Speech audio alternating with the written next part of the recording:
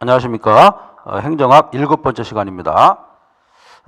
여러분들 그 교재 57페이지 보시기 바랍니다. 공공선택론적 접근 방법이다. 이렇게 돼 있죠.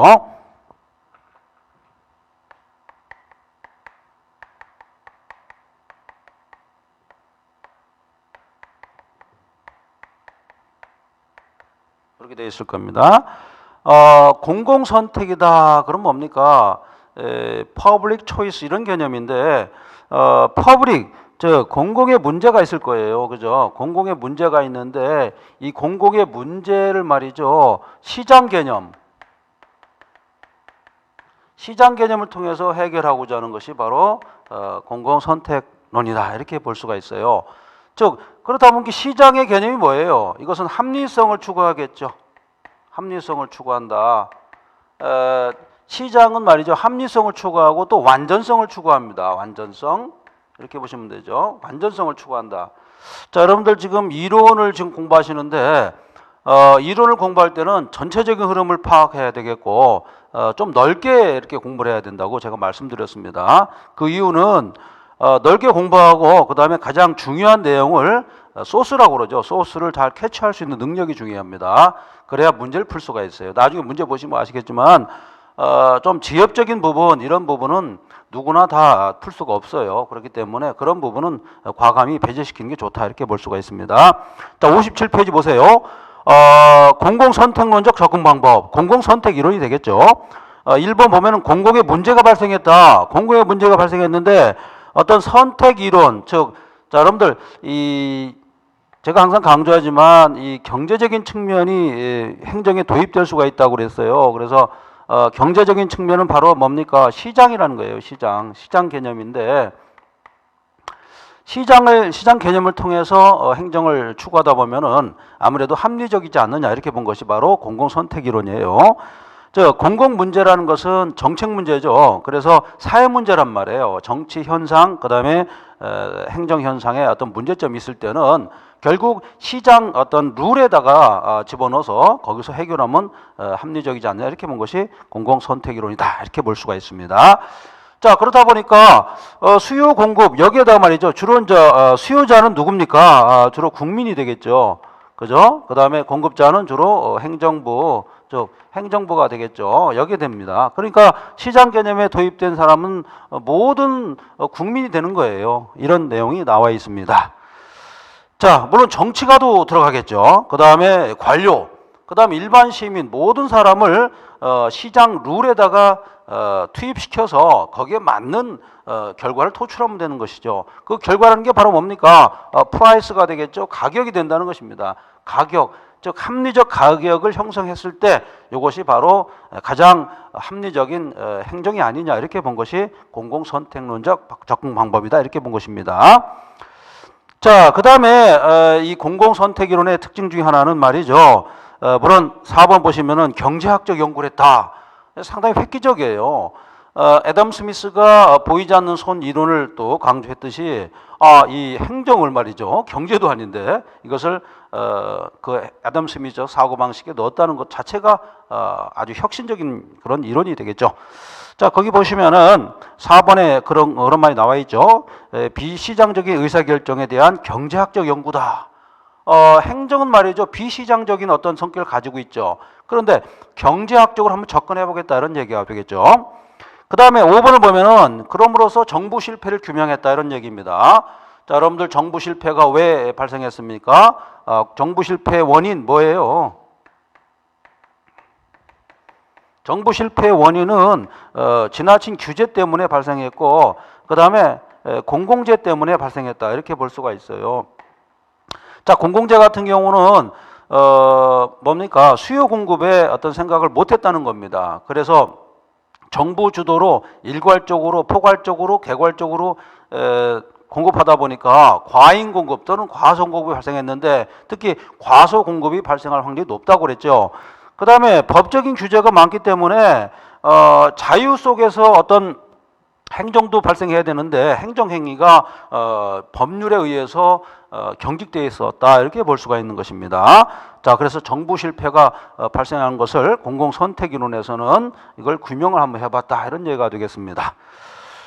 자, 그리고 8번에 사람 이름이 나와요. 사람 이름 줄 한번 보세요. 그 위에 이제 1960년대도 있고, 부캐넌, 그 다음에 털룩이라는 사람이 있어요. 툴룩 상관없습니다. 부캐넌, 툴룩 상관없습니다. 이런 사람이 있었고, 그 다음에 오스트롬이라는 사람이 있어요. OSTROM 이렇게 돼 있죠. 이 사람이 뭐라고 생각했냐면 행정도 서비스 아니냐. 서비스는 바로 시장 개념 아니냐. 서비스 전달 체계라고 본 것입니다. 오스트롬은 행정도 서비스 전달 체계인데 뭡니까? 일방적으로 그 다음에 권위적으로 이렇게 행정을 해서는 안 된다 이렇게 본 것이 오스트롬이었습니다. 이 사람은 미국 행정학의 위기 이렇게 이런 책을 썼어요. 사실 우리가 공부하는 것은 미국의 행정학입니다. 그런데 미국에서 주장했던 그 학자가 자기 나라를 비판했던 것이죠. 자, 방법론적 특성을 보면 환원주의다. 자, 시장 개념을 했는데 왜 환원주의냐? 일종의 환류 모델이다 이렇게 본 것입니다.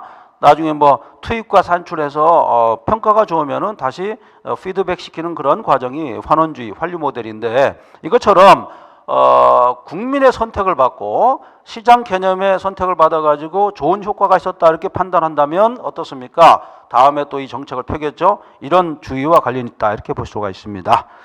자, 그 다음에 합리적 이기적 경제인을 가정했다. 자, 우리가 이 시장 개념에서 포인트는 뭡니까? 인간이 말이죠. 인간이 아주 이기적이고 말이죠. 합리적이고 이기적이라는 것을 전제한다는 것입니다. 그래야만이 정확하고 그 다음에 가장 효율적인 포인트점을 찾아서 자기가 선택한다는 것이 바로 시장 개념이 됩니다. 이 시장 개념이 행정에 들어왔다 이런 얘기가 되겠습니다. 알아두시기 바랍니다. 자, 그래서 나중에는 뭐로 발전할 수가 있느냐? 합리적 선택 제도주의로 발전할 수가 있다. 제도가 뭡니까? 결부돼 가지고요. 이렇게 알아두시면 되겠습니다. 자, 58페이지 보도록 하죠. 거기 중요한 또 이론이 하나 나와 있는데 효율적 집합적 의사결정 규칙이라는 게 있었는데 부캐넌과 이제 털룩이 강조했던 그런 이론이겠습니다. 거기 별표 한 5개 치시기 바랍니다. 자, 그림이 나와 있을 거예요. 그림을 보면은 총 비용과 그 다음에 의사결정 비용, 외부 비용 이렇게 되어 있죠. 자, 어떤 집단이 있는데 집단이 100명의 어떤 사람이 있다고 칩시다. 그럴 때 어떤 리더랄지 아니면 독재자 한 명이 의사결정할 때는 밑에 보시면 대진 독재일 때는요 의사결정 비용이 덜 들죠. 한 사람이 의사결정했으니까 돈 들 일이 없죠. 혼자 하니까 뭡니까? 속전속결로 의사를 결정하겠죠. 반면에 뭡니까? 100사람이 자기 의견을 다 얘기했을 때는 어때요? 의견 충돌도 있겠고 시간도 많이 가죠. 그죠? 그러다 보니까 낭비가 많이 발생할 수 있다. 이런 측면에서 외부 비용은 1인 독재일 때 외부 비용은 제로입니다. 그리고 거의 제로라고 볼 수가 있죠. 만약에 100명이 말이죠. 자기들이 토론해 가지고 의사를 결정했을 때는 외부에서 어떤 의견을 물어볼 필요가 없겠죠. 따라서 이런 경우는 외부 100명이 모두 참석했을 때는 외부 비용이 또 역시 제로입니다. 그래서 의사결정 비용과 외부 비용이 만나는 점 플러스 돼가지고 절충되는 점이 있을 거예요. 거기 보면 N이라는 부분이 있을 거예요. 이 부분에서 즉 뭐냐면 이렇게 돼 있죠. 이 부분과 이 부분에서 이렇게 돼 있죠. 이 부분에서 뭡니까? 효율적인 집합적 의사결정이 발생한다. 이렇게 볼 수가 있는 것입니다. 자, 그래서 이 그림을 잘 알아두시기 바랍니다. 부캐넌과 톨록이 강조했다. 이렇게 볼 수가 있어요. 그래서 의사결정 비용과 외부 비용을 모두 고려했다. 이렇게 보시면 됩니다. 시험에 출제되겠습니다. 자, 그런 다음에 이제 59페이지 보시면은 오스트롬이 말이죠. 자, 우리가 윌슨적인 사고방식이 상당히 오래 지배했다고 그랬죠. 윌슨은 말이죠. 행정은 관리다. 이렇게 본 건데 관리의 어떤 측면에서 관료주의가 너무 지나치게 강조될 수가 있었다는 겁니다. 윌슨이 말이죠. 대대장인 뭡니까? 상당히 좋게 평가되는 것은 뭐냐면 그 전에 엽관주의라는 게 팽배했었는데 엽관주의를 좀 뒤엎었다 이렇게 볼 수가 있어요. 그래서 행정이 말이죠. 정치와는 좀 멀리 떨어진 거 아니냐 이렇게 강조했었는데 이러다 보니까 너무 지나치게 서열화됐다는 거예요. 윌슨의 생각은. 그래서 이 서열화가 문제가 돼가지고 서열화되면 뭡니까? 이 경직되어 있는 그런 사고 방식이 많이 발생하겠죠. 그래서 윌슨의 어떤 서열화, 완전한 서열화를 비판했던 사람이 바로 오스트롬이었습니다. 알아두시기 바랍니다. 59페이지예요. 자, 그렇게 보시면 되겠고, 제5루에 나와 있습니다. 그 다음에 신제도론적 접근 방법에서 제도를 중심으로 한 그런 방법이 또 있다. 한번 참조만 해 주시기 바랍니다. 그래서 이제 구제도론과 신제도론의 차이점 이렇게 되어 있는데, 결국 뭡니까? 구제도론은 정부가 말이죠. 공식적인 어떤 측면에서 정부가 주도하는 것이 구제도론이었다라고 한다면, 신제도론은 공식적, 그 다음에 비공식적인 부분까지 모두 아우르는 그러한 방식이 신제도론이다 이렇게 볼 수가 있어요. 그 다음에 경험적인 분석을 강조했다. 신제도론은 경험주의 어떤 사고 방식에 입각했다 이렇게 볼 수가 있어요. 자, 알아두시기 바랍니다. 자, 그 다음에 이제 신제도론에서 나와 있고, 그 다음에 지금 제도론에 대해서 좀 우리가 공부하는데, 결국에는 제도는 뭐냐? 60페이지입니다. 자신의 이익을 극대화하기 위해서 합리적 행위를 하는 그런 것을 제도라 이렇게 볼 수가 있고, 결국 전략적으로 상호 간의 리액션, 상호 작용을 통해서 나온 그 바이 프로덕트죠. 결과물이 바로 제도 아니냐 이렇게 본 것이 제도론적 의미입니다. 제도가 나오려면 어때요? 투쟁도 있어야겠고, 그죠? 어떤 의견 충돌도 있어야겠고, 의견 개진도 있어야겠고, 나아가서는 국민적인 어떤 합의도 있어야겠고, 그러다 보니까 제도는 결국 전략적 상호작용, 개인이 가지고 있는 모든 전략을 총동원하는 거 아니겠습니까? 그러므로서 답이 나오는 것이 바로 전략적 상호작용론이 아니냐 이렇게 본 것이 제도론이다 이렇게 볼 수가 있어요. 즉 이 제도론적 입장에서는요, 합리적 계산과 그 다음에 의도적 조성 이런 것을 강조했습니다. 즉 제도가 나오려면 합리성이 결과적으로 도출돼야 된다 이렇게 본 것입니다. 자, 다음으로 합리적 선택적 제도주의의 내용 이렇게 되어 있는데, 거기 보면은 60페이지입니다. 덧립이라는 사람이 나와요. 덧립의 관청 형성 모형 이렇게 되어 있는데, 덧립이는 말이죠. 공무원, 특히 공무원의 어떤 고위층과 그다음에 중하위층, 그다음에 하위층의 어떤 의식을 파헤쳐 가지고 이론을 전개했던 사람이에요. 그 3번 보시기 바랍니다. 중하위직은 봉급에 관심이 많습니다. 월급에 관심이 많아요. 그래서 이 지출액, 월급에 대해서 운영비, 월급이니까 운영비가 되겠죠. 공무원 월급 같은 거니까 여기에 관심을 많이 갖는다. 반면에 고위직은 말이죠. 그게 아니라 어떤 예산을 가지고 예산이 민간인에게 집행되는 그 예산액, 지출되는 돈에 관심이 있다는 겁니다. 가령 서울시장이다 그러면 서울시장은 항상 고민이 뭐냐, 자기가 받는 월급이 중요한 게 아니라 예산이 얼마나 나가느냐, 얼마나 집행되느냐, 여기에 대해서 항상 고민한다는 거예요. 반면에 일반 행정직에 근무하신 분들은 그것보다는 자기 월급날이 더 중요하다는 거예요. 그래서 거기에 포커스를 맞추고 있다는 것이 바로 덧립이의 이론이었습니다. 덧립이는 이렇게 2단계로 나눠가지고 판단했다 이렇게 보시면 되겠습니다. 자, 그것도 좀 알아두시고, 물론 시험에 출제는 잘 안 되고 있는 부분입니다. 자, 61페이지 거래비용론 나와 있어요. 거래비용인데 이거 윌리엄슨이 강조했던 것인데, 윌리엄슨, 자 61페이지에 2번 거래비용론 2번에 줄 한번 보세요. 윌리엄슨입니다. 자, 윌리엄슨이 강조했던 내용 중에 하나가 중요한 게 하나 있습니다.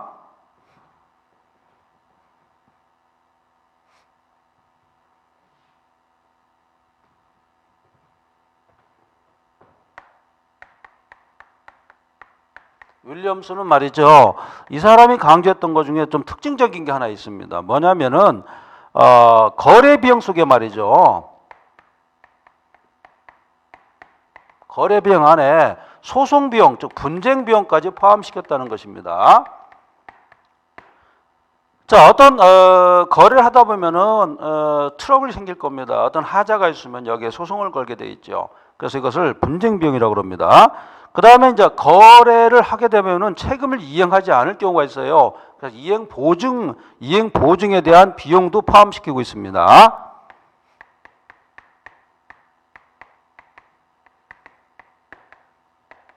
즉 계약을 했을 때 상대방이 채무 불이행하는 것, 이런 경우, 또는 불안전하게 채무를 이행하는 경우, 이런 경우를 보증하기 위한 그런 비용까지도 일종의 이제 신용이죠. 신용 보증까지도 거래 비용에 포함시킨다는 사람이 바로 윌리엄슨이었다. 맞는 말 같죠. 자, 알아두시고. 그 다음에 이제 경제 제도의 유형 쭉 나와 있는데 위계 질서 뭐 쭉 있는데 한번 여러분들이 참조를 해주시기 바랍니다. 시험에 출제되지 않습니다.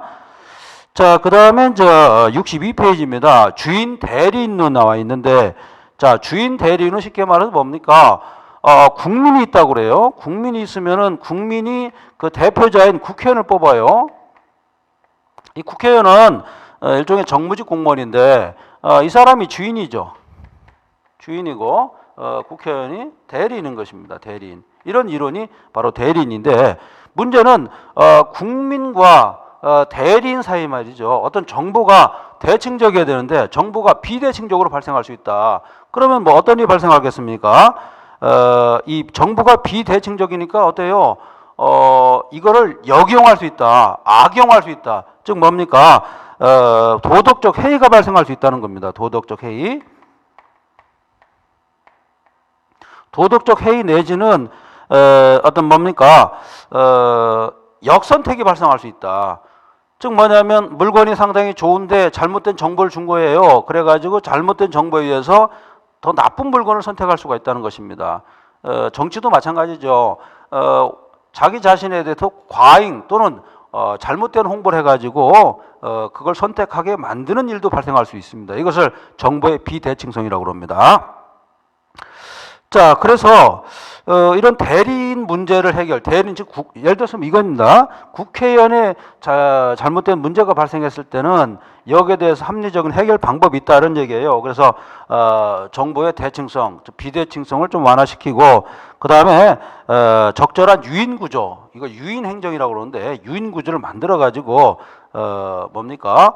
예를 들어서 국회의원이 어떤 뭡니까? 이 국회에서 활동하는 어떤 실적이 있지 않습니까? 여기에 대해서 그 결과물을 일반 시민에게 발표할 수 있는 그러한 기회를 준다든지 이런 여러 가지 시스템을 만드는 것이 좋다 이렇게 본 것입니다. 즉 이런 시스템을 누구한테 이 국회의원 일단 대리인이죠. 대리인이 중요하다 이렇게 본 것입니다. 이것을 주인 대리인이다 이렇게 얘기합니다.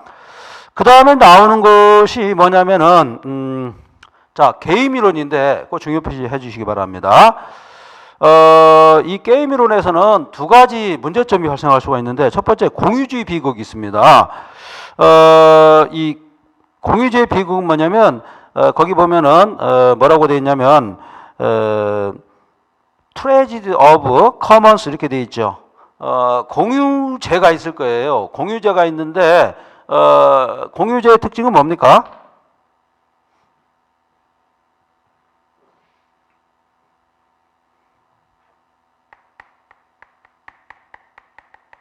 공유제 같은 경우는 경합성이 있어요. 그죠? 경합성은 있죠. 있으나 경합성은 있지만 뭐가 없습니까? 배제성이 없는 겁니다. 이걸 말해요. 경합성은 있지만 배제성이 없다. 그래서 이제 하딘이라는 사람이 뭐라고 했냐면 이 공유제에 이제 목초지가 있다는 거죠. 목초지가 있으면은 A라는 갑이라는 사람, 을이라는 사람, 병이라는 사람이 있으면은 이 사람들이 여기다가 무료니까 말이죠. 그죠? 무료니까 방목을 했다는 겁니다. 무차별하게.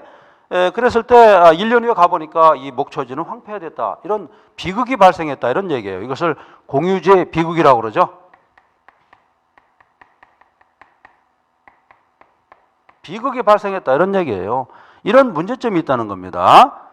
자, 첫 번째가 이런 얘기예요. 공유제 비극이 발생할 수 있다. 이런 문제가 발생할 수 있고, 두 번째는 자, 이건 상당히 좀 뭐랄까요? 우리 사회 뭡니까? 이 행정학에서는 좀 어려운 문제인데 거기 보면은 죄수의 딜레마라는 게 있어요. 거기 보시면은 프리즌 오브 딜레마 이렇게 돼 있죠.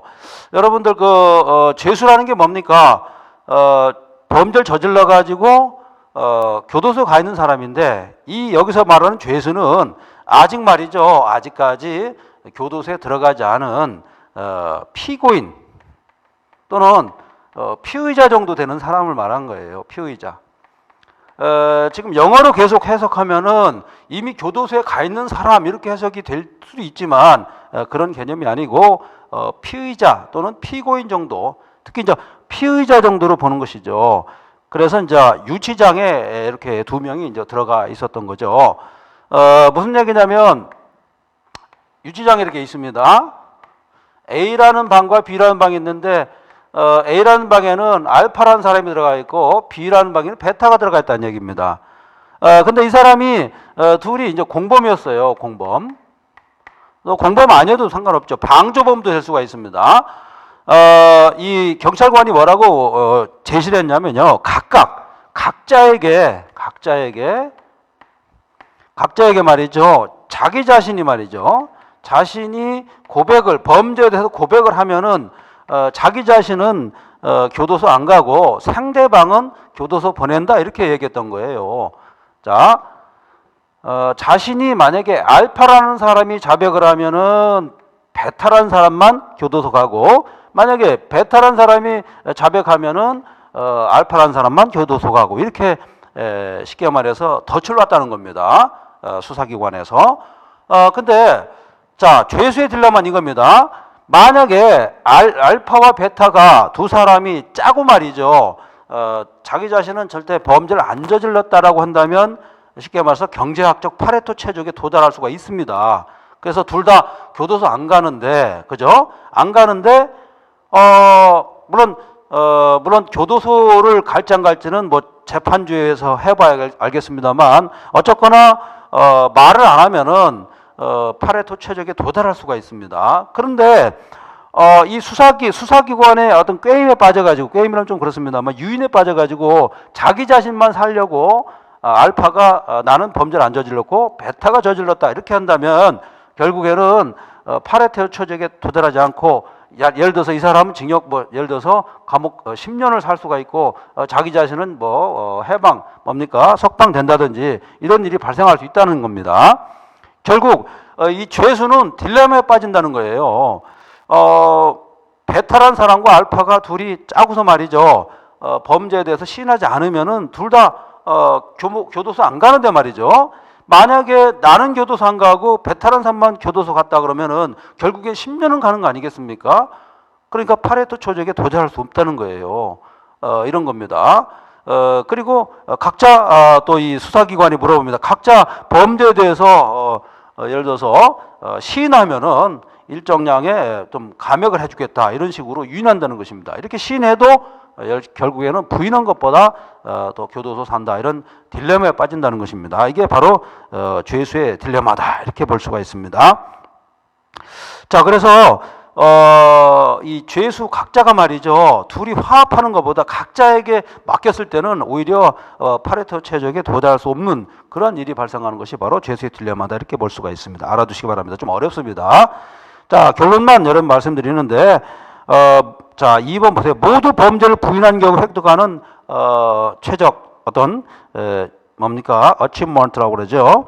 이게 16임에 반해서 파레토 최적에 도달했습니다. 그러나 둘 다 예를 들어서 범죄를 자백했을 때는 4대 4 이렇게 된다는 겁니다. 8밖에 안 되죠.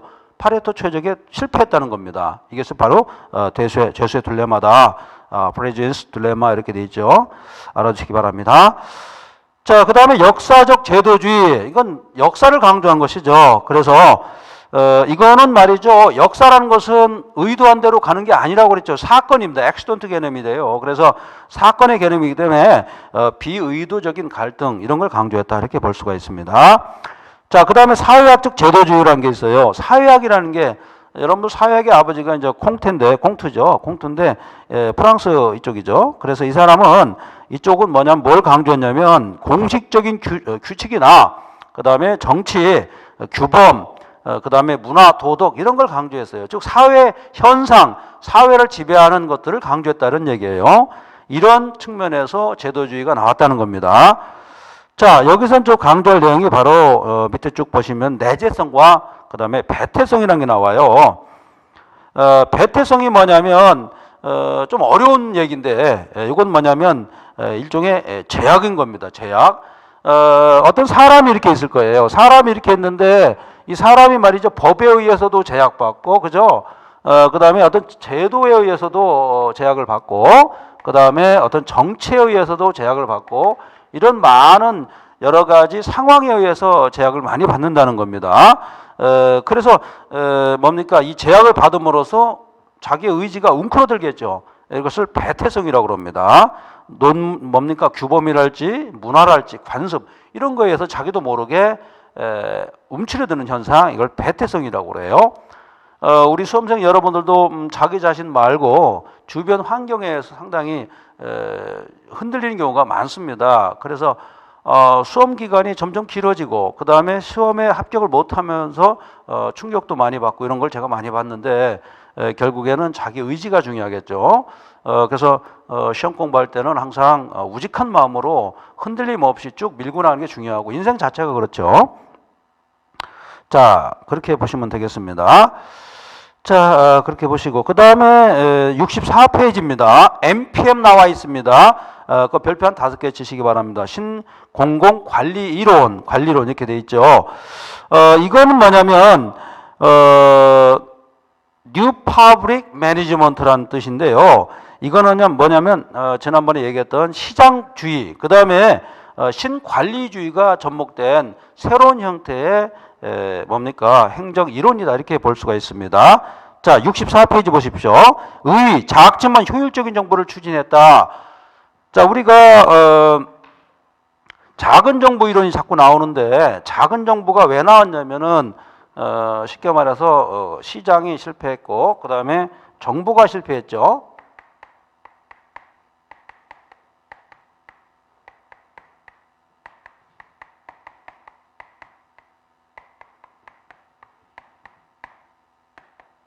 작은 정보 이렇게 돼 있는데 작지만 탄탄한 정보가 중요하다는 거예요. 그래서 케인즈적인 사고방식으로 밀어붙였다는 거예요. 1940년대, 50년대, 60년대 쭉 밀어붙였더니 어떤 문제가 발생하느냐. 정부 규모는 커졌죠. 매우 커지고 문제가 뭐냐면 오일 쇼크 같은 경우에 발생했을 때 거기에 대응할 수가 없었다는 겁니다. 부실하니까요. 그래서 이제 규제도 많고 말이죠. 그러니까 나왔던 것이 바로 대처리즘과 레이거노믹스라고 그랬죠. 대처리즘과 레이거노믹스가 7, 80년대 이제 후반부터 나오면서 어떤 현상이 발생했느냐, 바로 작은 정보로 가야 된다. 즉 규제를 철폐해야 된다. 이렇게 바뀐 거예요. 이런 흐름을 타기 시작했어요. 그때 나왔던 것이 바로 신공공관리론이다. 이렇게 볼 수가 있습니다. 거기 보면 5번 보세요. 후투가 NPM 시장 지향적 정부 개혁을 해야 되겠다. 이런 이론을 표기했던 것이 바로 뉴 파블릭 매니지먼트입니다. 자, 거기 보면은 등장 배경 공공 부분이 지나치게 비대화되어 있다. 그래서 정부 예산이 말이죠. 물 새듯이 축축 흘러나가요. 그래서 부실하게 돼 있고 그래서 정부가 실패했던 것이죠. 그래서 신자유주의가 등장했다. 자, 3번 줄 한번 보세요. 그 다음에 뭐 신우파도 등장했다. 그 다음에 국민의 무결점 행정 요청 제도가 생겼다. 자, 한번 줄 한번 보세요. 최근에 행정정보 공개 제도와 비슷한 거예요. 자, 국민도 국가에서 추구하는 행정에 대해서 좀 알자. 투명하게 알 권리가 있지 않느냐. 이렇게 나가는 것이 바로 무결점 행정제도 요청 이런 이론이 되겠습니다. 그 다음에 1970년대 거기 나와 있는데 공공관리론이 있는데 공공관리론보다 한 발 더 나간 것이 바로 신공공관리론이에요. 1970년대는 민간 부분이 우월하지 않느냐 이런 얘기가 자꾸 나옵니다. 민간 부분은 자기가 어떤 마진을 남기기 위해서 열심히 하죠. 그러나 공공부분은 마진이 남질 않죠. 일반 행정 공무원한테 마진이 가지를 않습니다. 그러니까 열심히 하지 않죠. 이런 문제점이 발생했다는 걸 알았다는 겁니다. 1970년대. 그래서 이때부터 서서히 나온 것이 바로 신공공관리론이다. 이렇게 볼 수가 있어요. 자, 65페이지입니다. 신공공관리론의 원리적 내용에서 나와 있는데 거기 보시면은 정책 통제는 스티어링 이렇게 되어 있습니다. 스티어링. 그 다음에 관리와 서비스는 롤링 아니냐. 롤링은 뭐 노젓기라고 볼 수가 있죠. 스티어링 방향 잡기인데 이 두 가지로 나눠서 생각하자 이런 얘기예요. 그래서 정치라든가 통제. 정치라는 것은 자원의 효율적 배분을 목적으로 하는 일련의 뭡니까 국가적 활동을 정치라고 하는데, 이 정치는 결국에는 스티어링 뭡니까 방향 잡기 아니냐 이렇게 본 것이고, 그리고 관리와 서비스는 일반 행정관리가 하고, 그 다음에 행정기관 밑에 있는 하부기관이 하게 돼 있죠. 중앙행정기관 밑에 있는 거. 이런 기관에서는 관리적 측면, 즉 사법적인 측면이에요. 이거와 서비스적 측면이 같이 있는 거 아니냐. 그래서 이것을 롤링의 스타일이다. 롤링의 어떤 흐름 아니냐. 롤링의 시스템 아니냐. 이렇게 본 것이 바로 신공공관리론의 특징이다. 이렇게 볼 수가 있습니다. 그 박스에 보면은 뭐 시장주의 나와 있고 신관료주의가 있는데, 신관료주의를 한번 보세요. 성과주의 나와 있죠.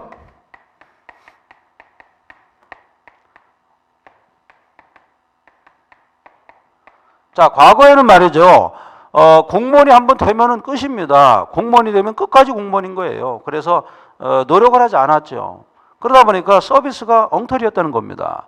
국민에 대한 서비스, 일반적인 서비스가 고착화되어 있고 정체되어 있었다 이런 얘기, 발전도 않고 말이죠. 그래서 도입되게 된 게 인센티브 개념이에요. 그래서 이때 성과주의가 나옵니다. 그래서 지금 최근에 임용되는 분들, 그 다음에 공직에 나가신 분들은 이런 연봉제로 가게 돼 있어요. 그래서 성과주의다. 능력껏 월급 받으라 이런 얘기입니다. 자, 오래 있다고 되는 게 아니죠. 그런 얘기가 나옵니다. 자, 그 정도 보시고, 그 다음에 이제 66페이지에 검깃은 박스가 나올 겁니다. 그 내용을 좀 살펴보겠습니다. 의무적 경쟁 입찰 제도가 있습니다. 거기 보면은 compulsory competitive tender이 이렇게 돼 있죠.